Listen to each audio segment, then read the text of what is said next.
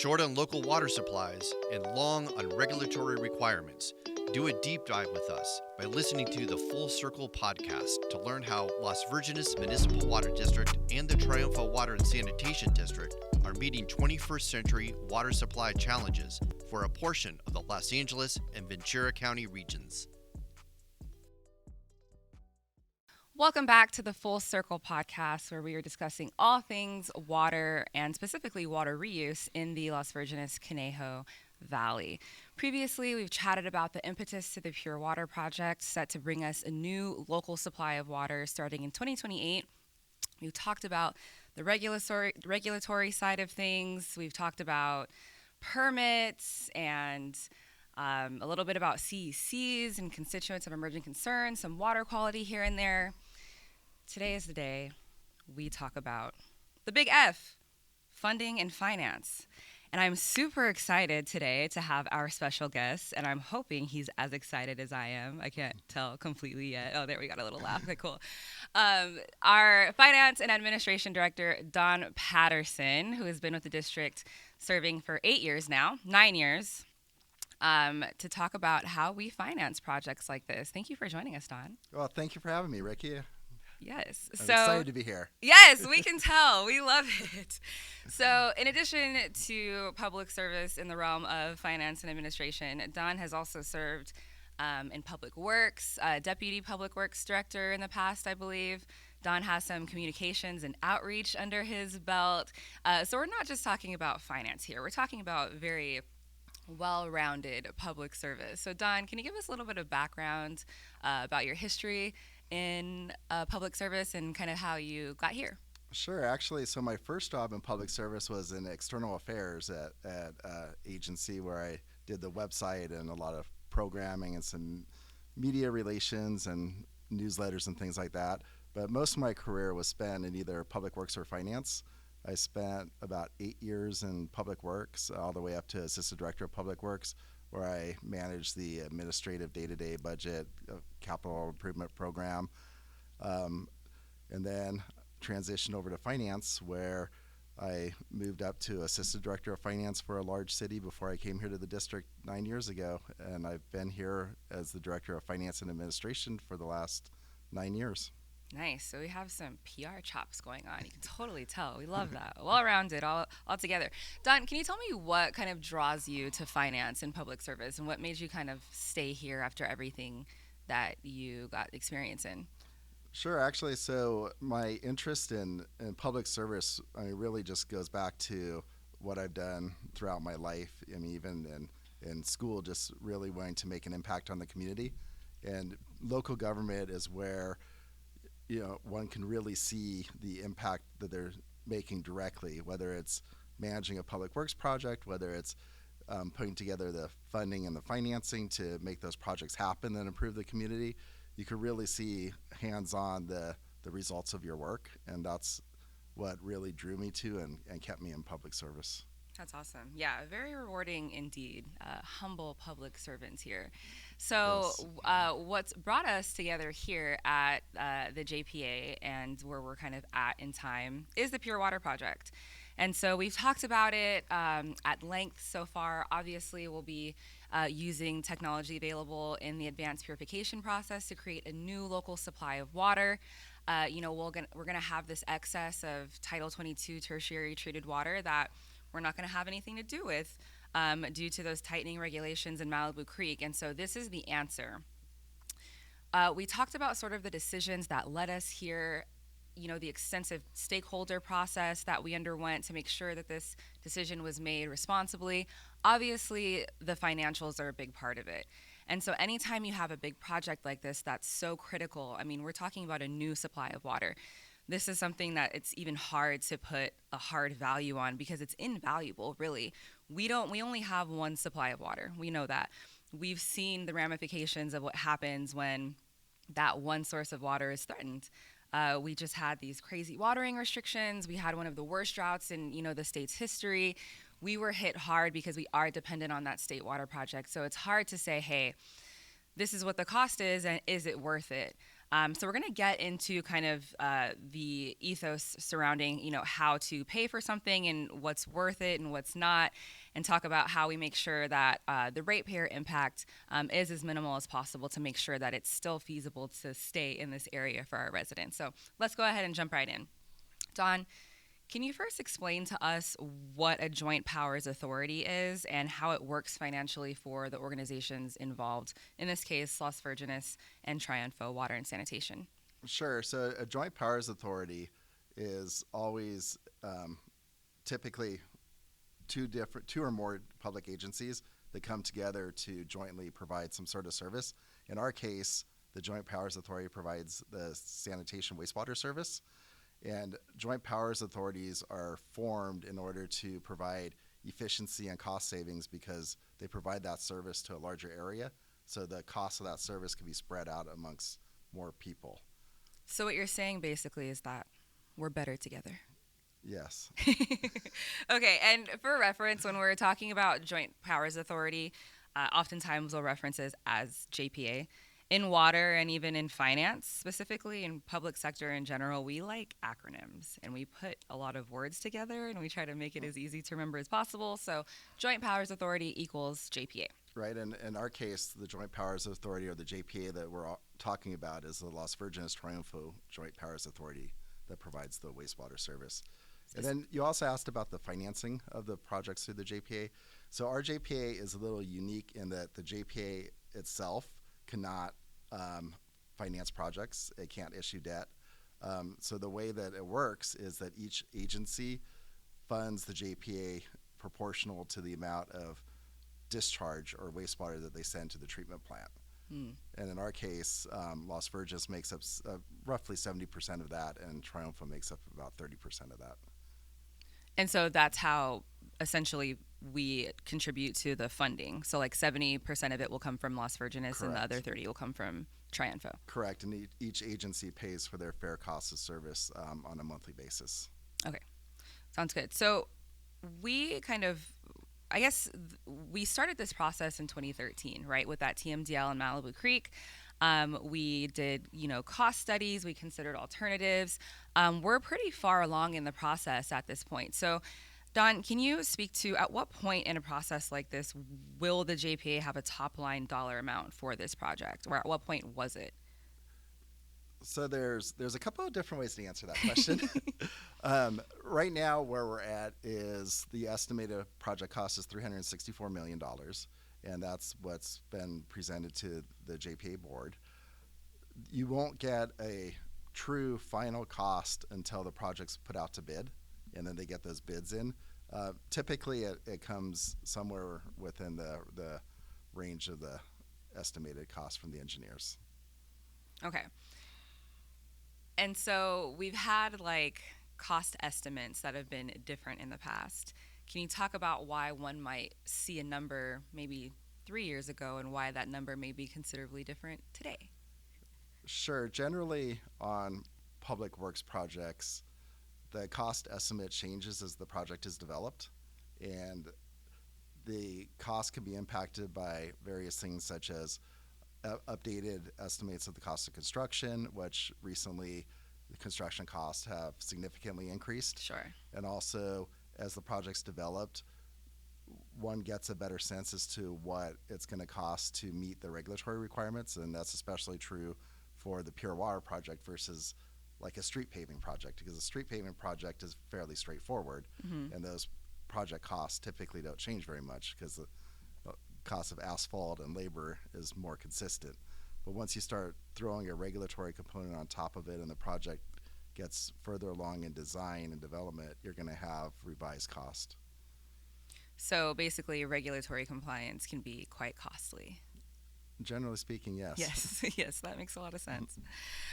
So of course, big projects like these cost money.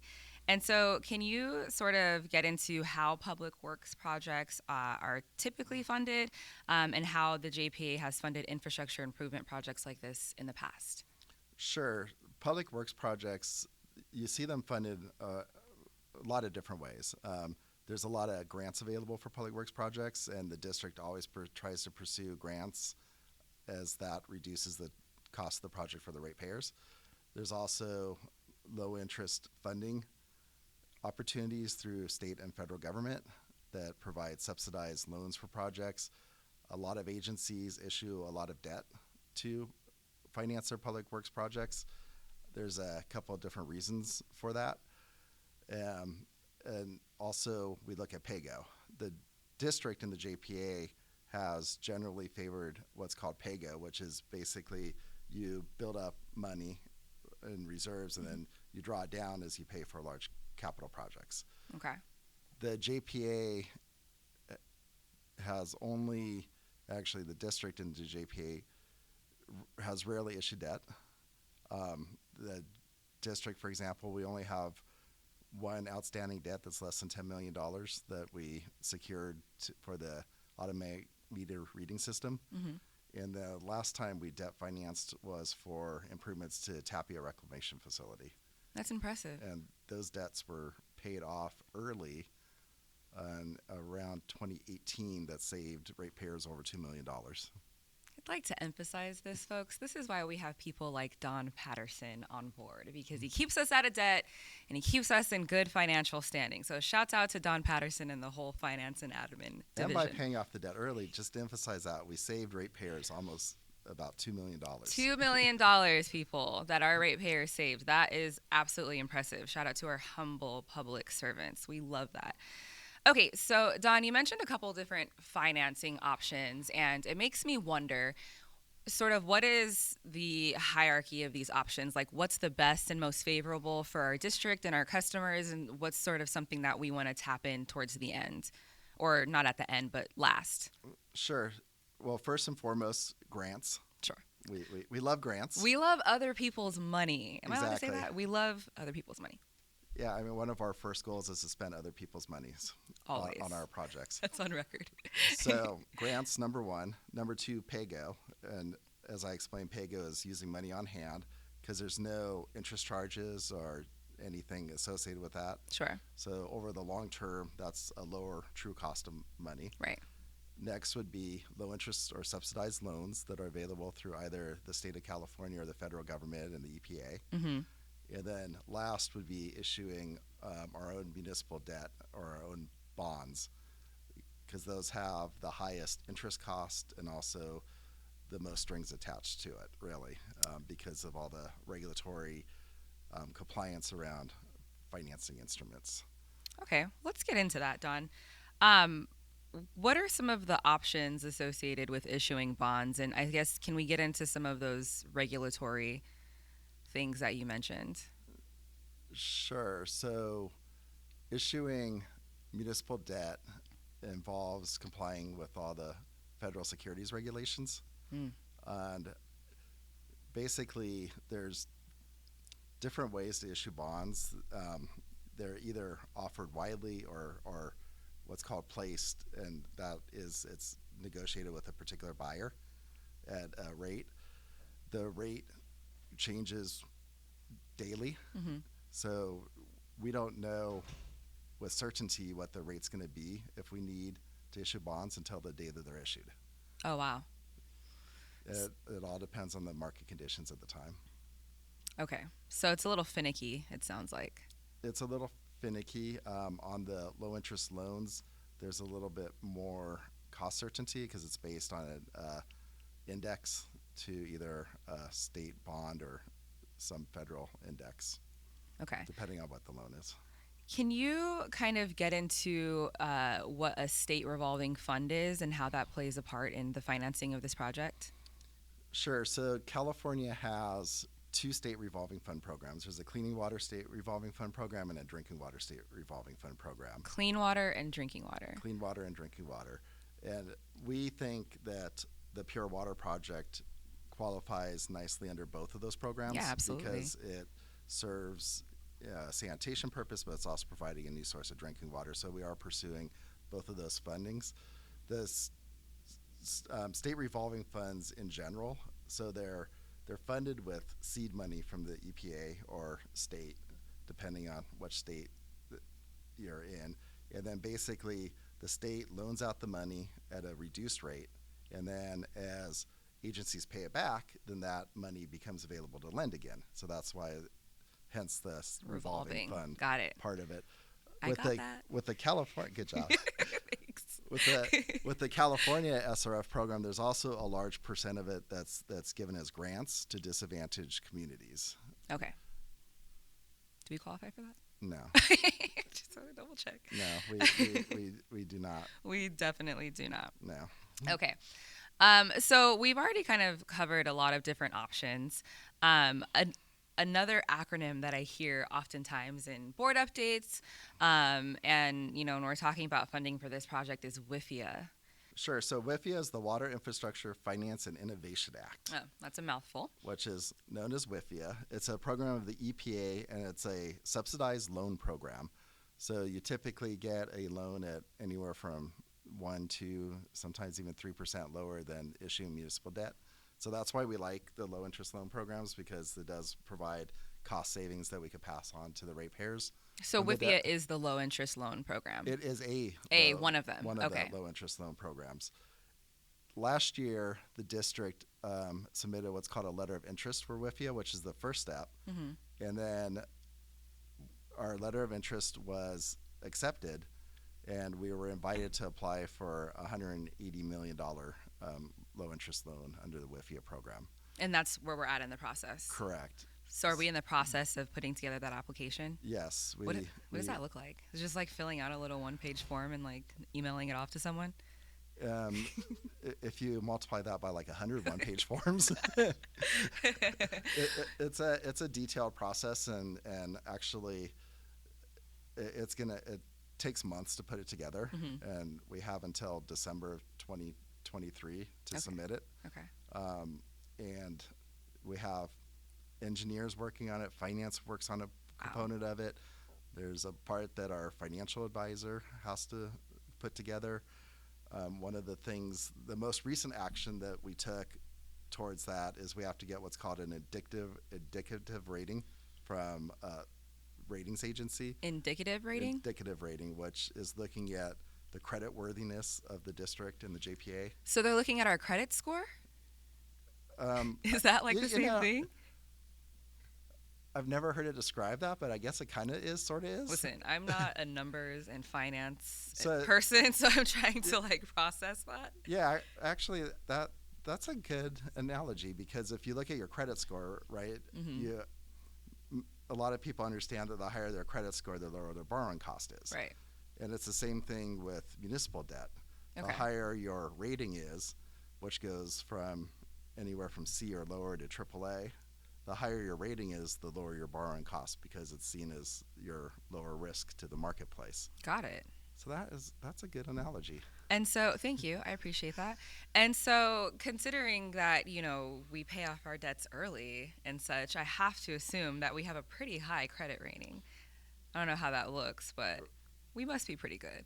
Well, we currently have no credit rating because we have no outstanding rated debt. Oh, okay. So it's different than like credit score. Right. Okay. So that's why we have to get an indicative rating, because then they come in and they look at you before the debt.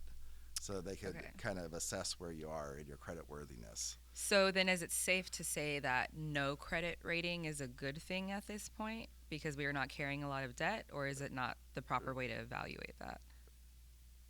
There's lots of factors that go into your credit rating. Okay.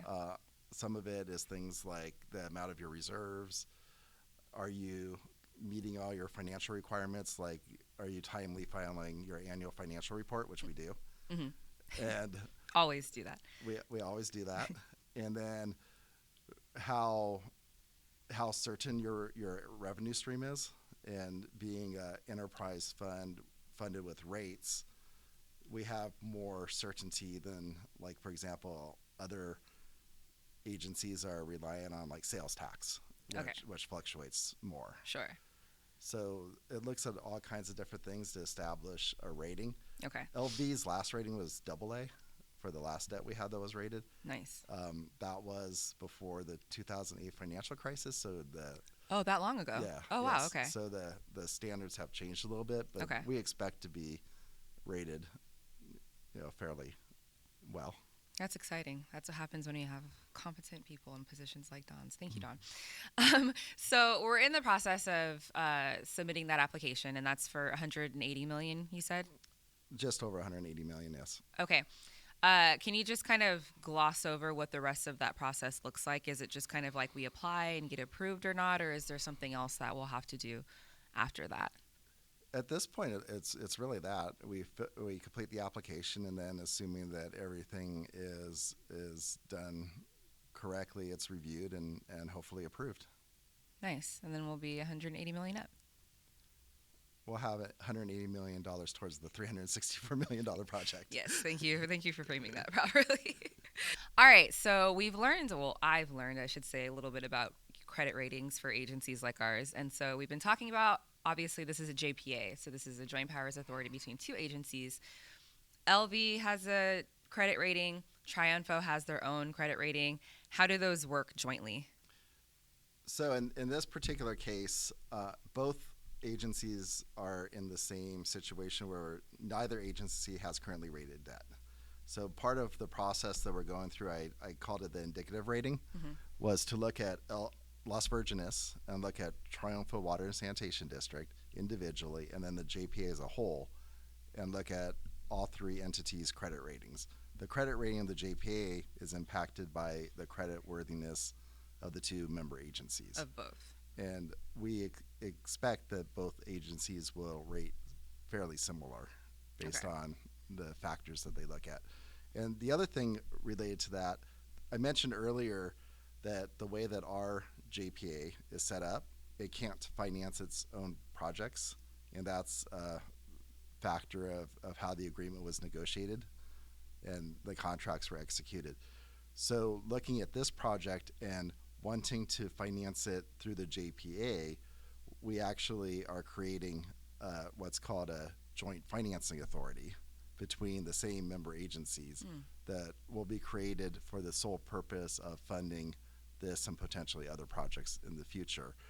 The board at last month's meeting authorized us to proceed with creating that new financing authority, and that would be the entity that issues the debt. But at the end of the day, that's just a legal pass-through entity. Okay. And at the end of the day, it's the ratepayers of the two agencies that fund that debt. So I'm curious, I'm sure there was a reason, but when our two agencies created the JPA, why was it decided, and I guess who was it decided by? It sounds like by the agencies themselves, that they wouldn't be able to issue debt, you said? Right. Well, so I wasn't born yet when the JPA was created. Is there like a law around stuff like that, or is that something that was decided by the agencies for the benefit of the agencies or for transparency or something?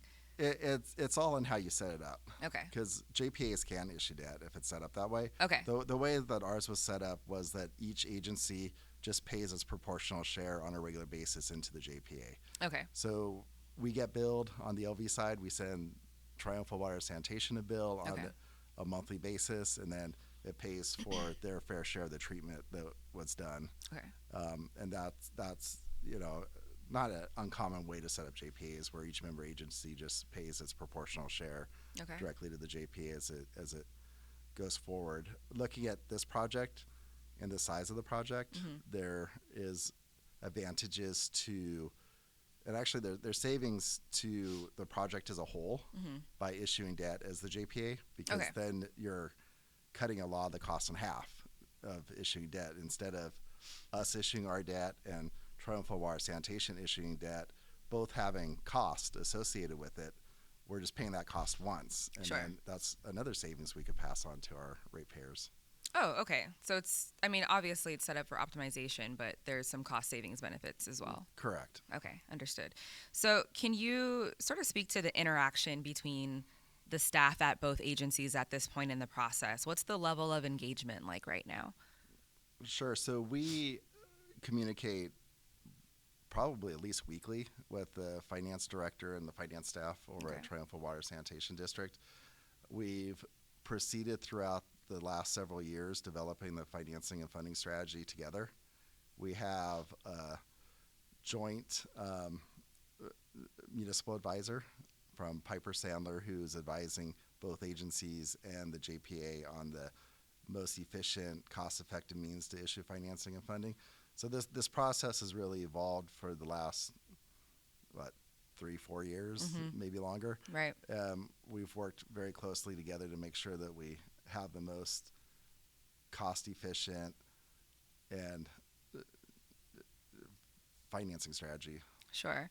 So, this is a multi-agency collaboration. You mentioned that we have, advisors, consultants on board to help out with this. Obviously, multiple board members.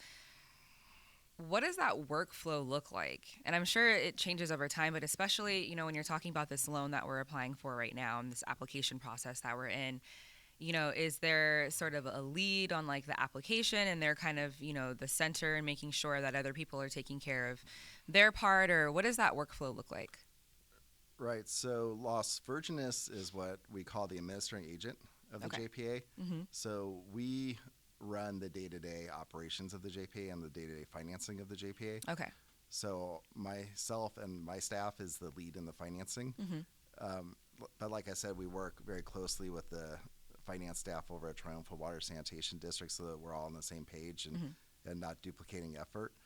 One of the other really probably one of the most important aspects of this whole strategy is making sure that we continuously get updated cost summaries, cost estimates from the engineering department, and also making sure that we have correct cash flows, because the cash flows for a project of this size is critical, and not having those cash flows right means we got to make sure that we have money available when it needs to be spent and paid out.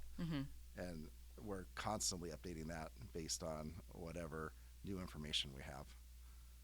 Certainly, that's critical information.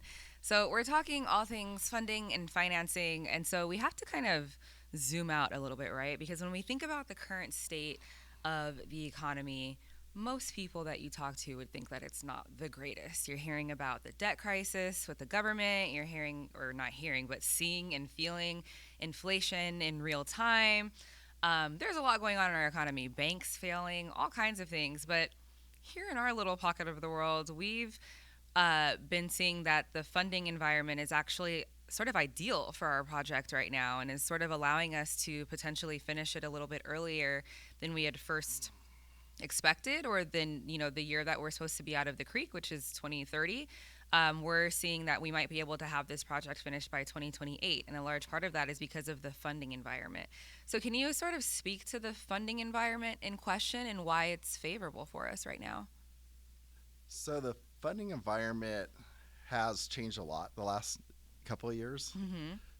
The Fed fund rate that you hear about on a regular basis in the news, went from 0% to 5%. Been hearing all about it. So the funding and financing environment today is not as favorable as it was 3 years ago when you could get lower interest rates. If you look at it historically, though, we're still at lower interest rates for municipal bonds and other debts than the historical average. If you look at, for example, before 2008, it was not uncommon for the Fed funds rate to be over 5%. And the inflation that we've seen over the last year or two has been has impacted all of us and all of our personal pocketbooks as well as the district's pocketbook. I could speak to that. And if you look historically, it's not as bad as, it's not nearly as impactful as the inflation crisis was in the 70s. Generally, or specifically for municipalities? I mean, just generally speaking, inflation in the 70s was out of control for years. Oh, okay. And I didn't know that because I wasn't around in the 70s, but that's good to know. I was a little tiny tot. Tiny little thing. Puts things into perspective. Yes. It's been worse, I guess. Yes. However, since 2008, everybody's gotten used to, really low interest rates. Okay. And I just look at mortgage rates as a kind of a comparison. The average mortgage rate, it's like 6% right now. And a few years ago it was 3%. Wow. However, historically, a 6% mortgage rate is pretty good. So your perspective, changes based on, how far back you look and how much experience you have. So looking forward, though, there's a lot that could happen between now and the time we actually issue debt, Mm-hmm. or we close these loans, that could have significant impacts up or down on the interest rate that we pay. Oh, I see. So that's good context for me because I'm hearing about high interest rates at 6%, and I'm like, oh, yeah, that's high compared to 3 years ago when it was, I guess, half that. I wasn't paying attention to interest rates 3 years ago. Right. Probably didn't even know what they were, if I'm being honest. But it helps to know that you have to look at it over time, and it also helps to contextualize that for the future, to know that it's going to continue to fluctuate, and that's going to have an impact, obviously, on our project as we're talking about those, low interest bonds. So, Right. I mean, just looking at inflation, sure. Last year inflation was 70%. The most recent data for LA County is 3.7% inflation. Oh. So it's changed a lot, Yeah. as interest rates went up. So would you still consider the funding environment favorable at this exact moment in time? I think if you look at it from a historical basis, Okay. it's a reasonable funding period. Okay. It's obviously not as good as when the overnight rate was zero, Sure. but it's still a very historically affordable financing environment. Good to know. So looking at this project, we've talked about how we want to fund it. We talked about why, this is sort of still an ideal time. But all in all, you have that $364 million tag. It seems like a lot, but it's not about that tag. It's not about total cost, right? We opened this episode talking about how some things are really invaluable. Obviously, there's always going to be a hard cost, but when you talk about water reliability and making sure that we always have water coming out of our taps that's clean and safe and reliable, it's hard to kind of assess whether it's worth it or not. So we really like to say that it's not about total cost, it's about the impact to customers. And it impacts every single customer because every single one of us need water and rely on the convenience of water. So can we kind of talk about the linkage between the two? That total hard cost and the impact to customers? Sure. We've adopted an approach to the cost of the pure water that really preserves the impact to ratepayers that use a very efficient indoor use. Okay. Is not going to be impacted very much at all. Okay. But then as you use more water, the impact to you is going to be greater. So the cost of the pure water project is primarily going to be borne by those users who are inefficient or wasteful. And that is a rate strategy that the LV board has supported for our share of the project. When you look at individual customers, or if you want to talk about like the average customer in the LV service area. Yeah, we like to work in averages here in water. We like to work in spreadsheets, but we. I don't know about we. In finance. But if you look at the average customer in the Las Virgenes service area, the average customer is a 3-person household and has some inefficient use. Okay. And if you look at that average customer in 2030, when the project is expected to be fully operational, on a monthly basis, the impact of pure water will be approximately $26 per month. So per month, they'll be paying $26 more than what they're paying right now. Right. However, it's important to say again that without the pure water project, that's comparing no project to the pure water project. Right. Without pure water, we would have another project to meet the regulatory compliance that would probably cost the same or a similar amount. Without the benefit of pure water. So I think that's really the important way to look at it, not status quo to pure water, right? But status quo to what we have to do to meet regulatory compliance rules and provide another source of water. There's always going to be costs involved. At the very least, we should be able to benefit from those costs. And so that's essentially what the Pure Water Project is bringing us. Exactly. Additionally, I mean, just with inflation and the way that costs work in our economy, costs would be going up regardless as well, correct? Right.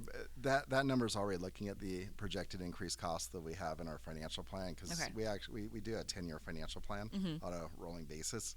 So that already anticipated increased cost to our basic core services. Okay.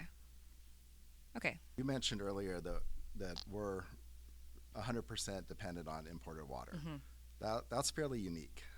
Absolutely. And imported water is typically not your cheapest source of water. Absolutely. So a lot of water districts have groundwater, their own river water, imported water. If you go down, towards other parts of the state, down in San Diego and County, for example, they have ocean desal. Right. And when you look at all that totality of water portfolio, most districts have water that cost significantly different amounts of money. And that's reflected in their rates. And you see most of those agencies have rates that are fairly low for the first amount of water, and then as they use more water, they charge, for the more expensive water. Right. So one way to look at this is that we have our imported water, which is our base water, and then this is another source of water, which helps us sustain, with water sustainability. It helps make us a little bit less dependent on imported water. And initially that water is going to cost a little bit more. Sure. So you're really buying, water reliability and diversification.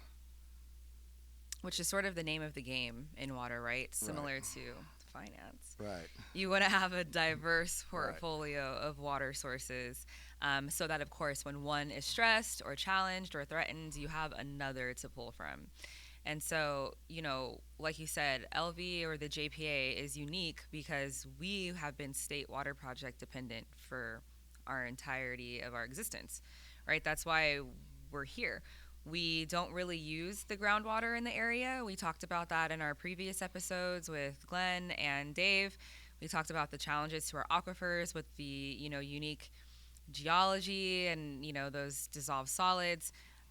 We don't use groundwater here anymore the way that they did back in like the old days of, the 30s and the 40s. So we were created so that we can join Metropolitan and import that water. Great. It's great for us. That's why we're all here. But it's also a challenge. And so, as you said, diversifying our portfolio is what we're getting out of this Pure Water project. And so, when that's the name of the game, that's just something that you have to do what you have to do to accomplish. But you mentioned how some agencies have desal. Obviously, desal has been a hot topic in the area because we're not that far from the ocean. And so oftentimes when I'm out and about, I hear people asking, well, the ocean's right there. Why can't we just do desal? And we'll kind of dive into desal in another episode. But can you kind of speak to the cost, a general, basic, high-level cost comparison of desal to advanced purified water? It's super expensive. Yeah, if you look at, desal is generally an expensive water source because of all the treatment that has to happen, and there's even with desal, there's a lot of environmental regulations trying to minimize the impact on the ocean life and everything. And of course, there's costs associated with that. Right. Yeah. Although it's hard to compare, like for example, pure water with a desal project because there's a lot of factors that would affect the cost of that desal project, just like a lot of factors affect our pure water project. If it's a larger project with a lot more volume, then your cost per customer impact's going to be significantly different than if it's a small plant serving a small population. Right. So it's definitely a wide range of costs and generally one of the more expensive water sources. Okay, so you heard it first from our finance expert. Desal is generally very, very expensive. And one of the reasons why we went with pure water instead. Is that safe to say? Well, we went with pure water for two main reasons. One, it's a water source that we have. Right. That we already have and control. And it also addresses our regulatory compliance of Malibu Creek. One of the things that we have to keep in mind is that without pure water, we would have a very large project to treat the water to the new standards to discharge it in Malibu Creek. So instead of just spending hundreds of millions of dollars to treat and release the water, right, we're spending that money towards treating the water and making a potable water source and diversifying our dependence on imported water. Right. So we're seeing that pure water satisfies those two needs. Whereas Exactly. if we had spent all of that money just to upgrade Tapia to satisfy those regulatory needs, we would have been throwing away drinking water. If we had spent, that money on solely just a desal project, we would still have the issue of discharge into Malibu Creek. Correct. So, it's a project that makes sense for multiple fronts and to address multiple needs. Yeah. And so, we can get into the regulatory side of things. We can talk about water, reliability and sustainability in the future. Those things are both two very important points that we have to continue to hit throughout the discussion, and both two that went into the decision of pure water. So, in future episodes, we'll kind of get into the role that desalination, ocean desalination plays in the conversation, what it looks like, in the future, why it's not an option yet, and we'll kind of delve into those specifics. But for today, Don, I have to thank you again for joining us. You offered so much great context, especially to me. Again, I'm not a numbers guy, not a finance guy. Thank God I can do what I like doing in the PR sector, because you start talking about certain acronyms and certain terms in the world of finance and you absolutely lose me. And I'm sure that there are plenty of our listeners that feel the same way. So thank you for coming on and giving us some great context and some high-level information and helping us figure out how funding sort of plays a role in this and what we're doing to make sure that impacts on our customers are as minimal as possible. It's been my pleasure to be here, and one of the things that we always try to do is make financing understandable to a wide audience, and we just recently on our website implemented what's called open finance. So if go on our website and you could see at a high level where we're spending your money, how we're bringing in your money, and it's a great tool. We are earning that certificate of transparency, folks. Just know we are absolutely transparent with our operations. So if you're interested in taking a deep dive into our small water district's financials, please have at it. It's there for you. Take it. Isn't Open that finance? It's real-time information. Real-time information. What was the Mulholland term? It's there for you. Take it. Yes. Something like that. Something like that. Something like that. So, open finance. It's there for you. Take it. Thank you for listening, and please make sure to like and subscribe and join us for our next episode. Thank you. Thank you for listening to this episode of the Full Circle Podcast. Make sure to follow us on Twitter at LVMWD, on Instagram at Las Virgenes_MWD, and on Facebook at LVMWD. Find our Full Circle Podcast on your favorite streaming service, or go to ourpureh2o.com and smash on the Full Circle Podcast link for all other episodes.